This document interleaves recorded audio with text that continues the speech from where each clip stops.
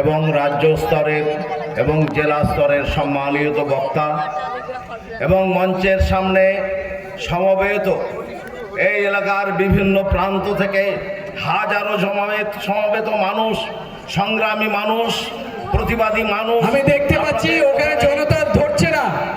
আমাদের স্বেচ্ছাসেবীদের অনুরোধ করছি আপনারা ওদের বসিয়ে দিন, নাহলে এদিকে পাঠিয়ে দিন উত্তরে। ওখানে জনতার অসুবিধা হচ্ছে, প্রচুর মানুষ ঢুকছে, আপনারা ওদের উত্তরে পাঠিয়ে দিন, না ওখানে বসিয়ে দিন। মঞ্চের সামনে আমি কুর্নিশ জানাই, তারপরে আমি আমার সংক্ষিপ্ত বক্তব্য আপনাদের সামনে রাখবো। অনেক কিছু বলার আছে, খুঁটিনাটি আইনগত অনেক কিছু আছে, সাংবিধানিক অনেক কিছু বিষয় আছে, কিন্তু সময়ের অভাবে সেসবের মধ্যে ঢুকতে পারা যাবে না। আমার বিশ্বাস পরবর্তীকালে যে সমস্ত বক্তা আছেন তারা সেই সংশোধনীর বিষয়গুলি নিয়ে বলবেন। কেন এই সংবিধান সংশোধনী, এই যে ওয়াকফ আইনের সংশোধনী কেন সংবিধান বিরোধী, কেন সংবিধানের 14 নম্বর ধারা, 15 নম্বর ধারা, সংবিধানের 25 নম্বর ধারা, সংবিধানের 26 নম্বর ধারাকে লঙ্ঘন করেছে, তারা সেগুলো বিস্তারিত ব্যাখ্যা করবেন। আমি আপনাদের একটি উপমার মধ্য দিয়ে আমি বক্তব্যটা রাখছি। আপনারা জ্ঞানী মানুষ, বুদ্ধিমান মানুষ, সেটা বুঝে নেবেন। মনে করুন আপনার কোনো আত্মীয় পরিজন অসুস্থ, ডাক্তারের কাছে বিশ্বাস করে তাকে নিয়ে গেলেন, হসপিটালে ভর্তি করলেন, হয়তো ওষুধ দিয়েই ভালো হয়ে যেতে পারত, অথবা ছোট্ট একটা অপারেশন করেই ভালো হয়ে যেতে পারত, কিন্তু দেখা গেল অপারেশন থিয়েটারে ভরে একদল ডাক্তার আপনার সঙ্গে কোনো আলোচনা না করে, কোনো পরামর্শ না নিয়ে, কোনো অনুমতি না নিয়ে, একটা নয়, দুটো নয়, তিনটে নয়, চারটা নয়, পাঁচটা নয়, 10টা নয়, 40টা অপারেশন একই শরীরে, একটা অপারেশন টেবিলে ফেলে একটা রোগীর শরীরে যদি 40টা অপারেশন করা হয়, সেই রোগী কি বাঁচবে? কখনোই বাঁচবে না। বলুন, সেই রোগী বাঁচবে? সেই রোগী বাঁচবে না। আসলে ডাক্তারের উদ্দেশ্য রোগীকে বাঁচানো নয়, রোগীকে সুকৌশলে হত্যা করা। তাই এই ওয়াকফ আইন যেটা আছে আমাদের ভারতবর্ষে 1913 সালে ব্রিটিশ শাসনে প্রথম ওয়াকফ আইন তৈরি হয়েছিল। যে ব্রিটিশদের বিরুদ্ধে আমাদের অভিযোগ ডিভাইড অ্যান্ড রুল করে দেশ শাসন করেছিল, তারা পর্যন্ত মুসলমানদের ধর্মীয় আঘাতে, ধর্মীয় বিশ্বাসে আঘাত করেনি।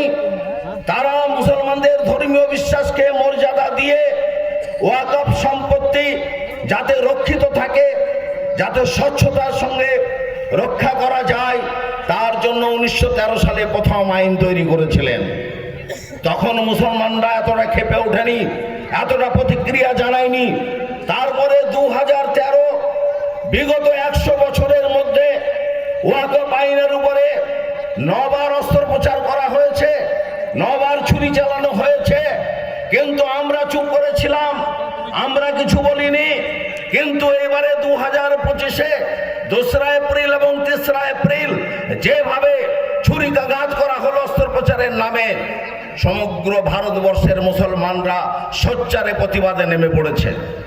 আমাদের আর সহ্য করা যায় না, আমাদের দেওয়াল পিঠে ঠেকে গেছে।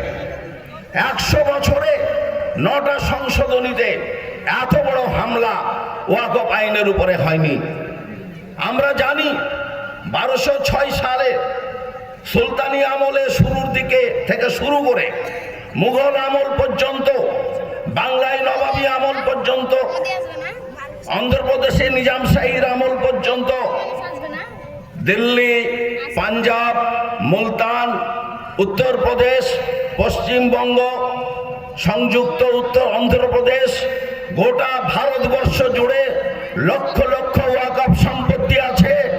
যে সম্পত্তি কেন্দ্র সরকারের বাপের সম্পত্তি নয়, এই সম্পত্তি আমাদের। আমরা কেন্দ্রীয় সরকারকে পরিষ্কার করে বলে দিতে চাই, এই সম্পত্তি তোমার বাপের সম্পত্তি নয়, এই সম্পত্তি আমাদের বাপের, আমাদের দাদাদের, আমাদের পূর্বপুরুষরা, তারা এই সম্পত্তি ভারতবর্ষের সংখ্যালঘু মুসলমানদের উন্নয়নের জন্য দান করে গেছে। যদি দুর্ভাগ্যের বিষয়, যদি এখনো পর্যন্ত ওয়াকফের যে বিশাল সম্পত্তি আছে যদি সঠিকভাবে ব্যবহার করা হতো, তাহলে আমাদের মুসলমানদের মাদ্রাসার জন্য দাঁড়ে দাঁড়ে টাকা চাইতে হতো না, আমাদের আধুনিক মসজিদ নির্মাণের জন্য টাকা চেয়ে বেড়াতে হতো না, আমরা আধুনিক মাদ্রাসা গঠন করতে পারতাম, ওয়াকফের অর্জিত সম্পত্তি থেকে, উপার্জন থেকে আমরা আধুনিক কলেজ নির্মাণ করতে পারতাম, আমরা আধুনিক বিশ্ববিদ্যালয় তৈরি করতে পারতাম। কিন্তু তা হয়নি। উল্টে দেখা গেল কেন্দ্র সরকার, দুর্ভাগ্যের বিষয়, হাতে সময় নাই, তবু সংক্ষেপে আমি বলতে চাইছি, কেন্দ্র সরকার, আমরা যাদেরকে চিনি, এই সরকার সাম্প্রদায়িক ফ্যাসিবাদী সরকার, এই সরকার কর্পোরেটদের দাস, এই সরকার কর্পোরেটদের সেবা দাস, যার মধ্যমণি হচ্ছেন আমাদের প্রিয় প্রধানমন্ত্রী নরেন্দ্র দামোদাস মোদী। তিনি ভেবেছেন ভারতবর্ষের সংখ্যালঘু তথা গণতন্ত্র প্রিয় মানুষ মরে গেছে, কিন্তু আমরা যে মরে যাইনি তার প্রমাণ রেখেছি কৃষি আইন বাতিলের সুদীর্ঘ আন্দোলনে, আমরা প্রমাণ রেখেছি এনআরসির বিরুদ্ধে আন্দোলনে। আমরা বলতে চাইছি, ভারতবর্ষে যে ওয়াকফ সম্পত্তি আছে 8,70,000 থেকে 72,000, এতগুলো সংখ্যা, এবং তার পরিমাণ 9,40,000 একর, এই সম্পত্তি যথাযথভাবে ব্যবহার করে মুসলমানদের উন্নয়নে ব্যবহার করতে হবে। সংখ্যালঘু, বঞ্চিত সংখ্যালঘু, অধঃপতিত করে রাখা হয়েছে যাদের শিক্ষা নাই, যাদের চাকরি নাই, যাদের ব্যবসা নাই, যাদের নিরাপত্তা নাই, তাদের জন্য রক্ষা কবচ হচ্ছে আমাদের ওয়াকফ সম্পত্তি। আমি বিস্তারিত আর বলবো না, আমি এখানে শেষ করব, শুধু শেষে দুটো বাক্য বলতে চাই। অবিলম্বে এই বিতর্কিত ওয়াকফ সংশোধনী আইনকে বাতিল করতে হবে, এবং 2002 সালে জয়পুরে ওয়াকফ সেমিনারে যে প্রস্তাব গ্রহণ করা হয়েছিল সেই প্রস্তাব গ্রহণ করতে হবে। আমাদের সাচার কমিটি যে সুপারিশ করেছিল ওয়াকফ সম্পর্কে সেটা গ্রহণ করতে হবে। মুসলিম পার্সোনাল ল বোর্ড আছে, সেখানে গোটা ভারতবর্ষের মুসলমানদের বুদ্ধিজীবীরা আছেন, আলেমরা আছেন, তাদের সঙ্গে পরামর্শ করতে হবে, রাজ্য সরকারের সঙ্গে পরামর্শ করতে হবে। আমাদের সম্পত্তি কেমন ভাবে ব্যবহার হবে, আমাদের পরামর্শ ছাড়া ব্যবহার করলে আমরা তা মেনে নেব না। পরিষ্কার কথা আমরা জানতে চাই। আমি শেষ কথা যেটা বলতে চাই, এই আন্দোলন হবে শান্তিপূর্ণ, দীর্ঘস্থায়ী এবং গণ আন্দোলনে রূপান্তরিত করতে হবে। একদিকে সুপ্রিম কোর্টে এই আইনের বিরুদ্ধে লড়াই, মামলা রুজু হয়েছে, সেখানে আইনি লড়াই চলবে।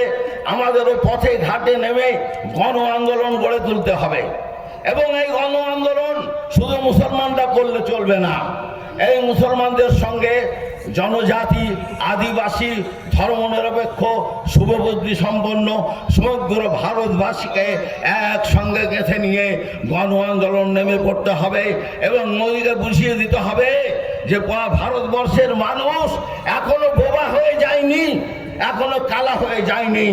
আমরা হুঁশিয়ারি দিতে চাই, অবিলম্বে এই ওয়াকফ সংশোধনী আইন বাতিল করতে হবে, না হলে মুসলমানদের এই তরঙ্গকে রোধ করার ক্ষমতা আপনার নাই। এই কথা বলে আমার আপনাদের উপর দৃঢ় বিশ্বাস, আন্দোলনকে দীর্ঘস্থায়ী করবেন, শান্তিপূর্ণ করবেন, এই কথা বলে আপনাদের আবারও কুর্নিশ জানিয়ে আমি আমার বক্তব্য এখানে শেষ করলাম, যেহেতু সময় খুব কম।